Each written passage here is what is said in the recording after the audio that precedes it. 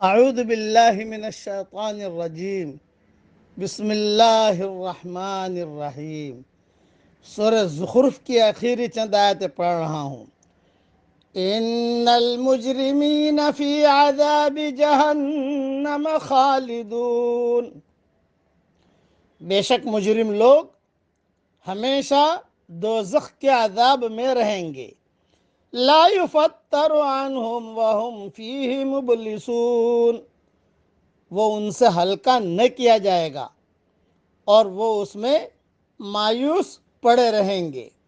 وما ظلمناہم ولکن کانوا ھم الظالمین، اور ہم نے ان پر ظلم نہیں کیا بلکہ وہ خود ہی ظالم تھے۔ وَنَادَوْا يَا مَالِكُ لِيَقْضِ عَلَيْنَا رَبُّكَ، اور وہ پکاریں گے کہ اے مالک، تمہارا رب ہمارا خاتمہ ہی کر دے۔ قال انکم ماکثون، فرشتہ کہے گا تم کو اسی طرح پڑے رہنا ہے۔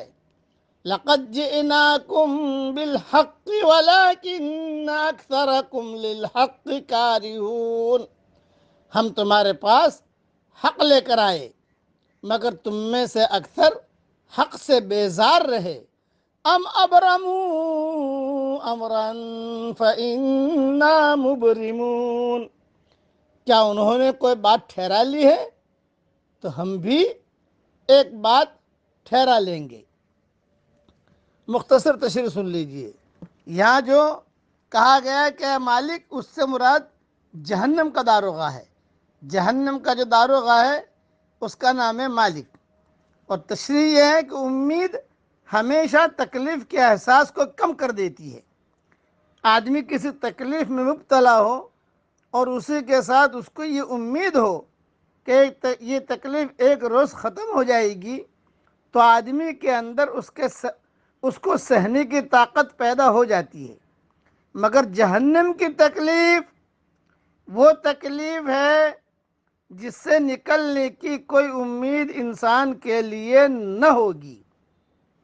جہنم میں فرشتوں کو مدد کے لیے پکارنا جہنم والوں کی بے بسی کا بے تابانہ اظہار ہوگا، ورنہ پکارنے والا خود جانتا ہوگا کہ خدا کا فیصلہ آخری طور پر ہو چکا ہے، اب وہ کسی طرح ٹلنے والا نہیں ہے۔ انسان آزاد نہیں ہے، اس کو بہرحال حقیقت کے آگے جھکنا ہے۔ اگر وہ داعی کی دلیل کے آگے نہیں جھکتا تو اس کو خدائی طاقت کے آگے جھکنا پڑے گا، مگر خدائی طاقت فیصلہ کے لیے ظاہر ہوتی ہے، اس لیے اس وقت کا جھکنا کسی کے کچھ کام آنے والا نہیں۔ اس لیے جو اعمال کرنے ہیں، اپنے آپ کو صحیح راستے پر ڈالنا ہے، یہ دنیا کی زندگی ہے، آدمی اس میں غفلت نہ برتے۔ اللہ تعالی ہماری غفلت کی آنکھوں کو اللہ ختم کرے، غفلت کے دل کو اللہ ختم کرے عافیت کے ساتھ، اور راہ راست پر اللہ تعالی ہم سب کو ڈال دے۔ آمین۔ وآخر دعوانا ان الحمد للہ رب العالمین۔